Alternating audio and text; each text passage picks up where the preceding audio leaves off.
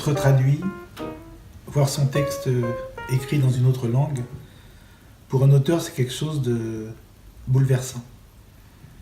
Ça veut dire que son histoire, ses personnages, brusquement quittent son pays, quittent ses frontières, et vont ailleurs raconter à d'autres gens le roman que l'auteur a voulu écrire.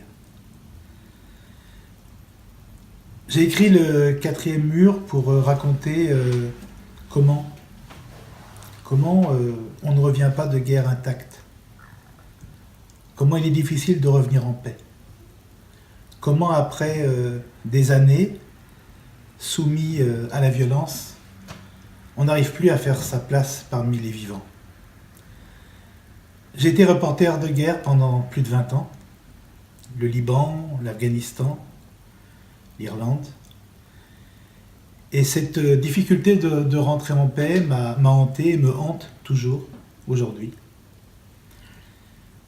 Et donc c'est une merveille de brusquement retrouver son texte, sa peur, sa colère, son émotion, de retrouver cette violence qui nous habite, brusquement dans une autre langue, déclinée pour d'autres personnes, pour d'autres rues, pour d'autres villages, pour d'autres villes. Et quand mon éditeur Roberto Keller, éditeur italien, bien connu chez vous, m'a appelé pour me dire que j'avais remporté le prix Terzani, c'était au-delà. C'est-à-dire que pour moi, ce prix n'est pas un prix anodin, c'est pas un prix comme un autre. Parce que Tiziano Terzani, d'abord, est un journaliste. Il nous a raconté des choses sur la guerre et sur la difficulté de revenir en paix.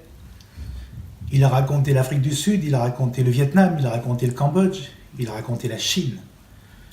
Il a raconté toutes ces douleurs qui font qu'un homme, à un moment donné, se retire. Il s'est retiré. Il s'est retiré après le Japon, l'Himalaya. Il a fait autre chose que de souffrir pour nous. Il a réfléchi. Il a toujours réfléchi. Mais il est parti dans d'autres lieux, dans d'autres endroits, dans un moment plus élevé, pour prendre cette distance qui nous manque.